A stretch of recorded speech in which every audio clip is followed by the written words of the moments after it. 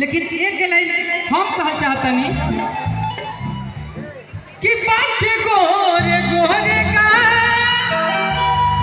अरे कोमलो ठेला लेला हंसलू त गलिया पा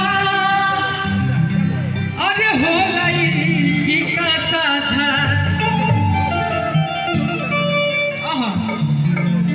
विधायक कहता कि गाना बाकी उनकर एगो गाना है कि मोरा होठब से नथुनिया अरे गुलेल करेला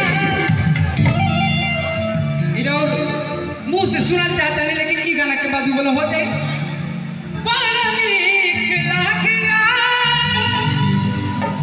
अरे बोलो मजी के बोलिया अजहिया से ले आई लबारे हमारा घर टोली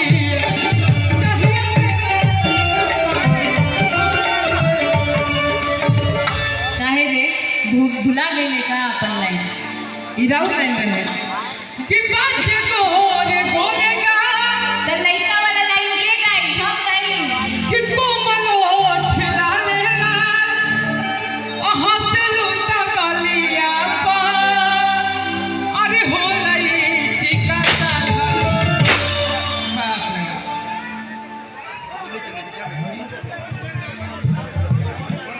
करवाते हैं भैया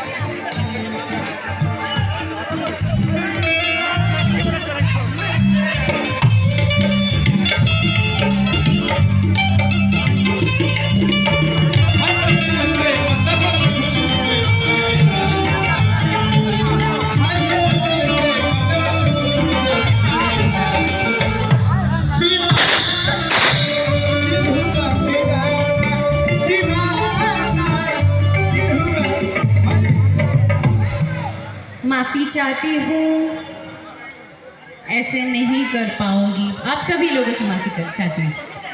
एक तो माहौल बहुत गड़बड़ है और ऐसे सिचुएशन में ऐसे होगा तो हमसे नहीं बर्दाश्त होगा। प्लीज़, हो सकता है हम ही को कोरोना निकल जाए, है ना। माफ़ी चाहते हैं, प्लीज़ हाथ जोड़ के माफ़ी चाहते हैं।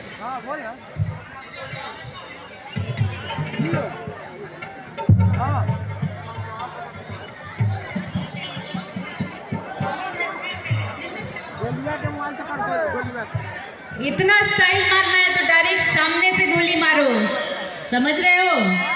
ये सब तीन तड़ाक मत करो। फोर्स में है आप, इस तरीके का काम करते हैं, वो भी माननीय मुन्ना जी के रहते हुए।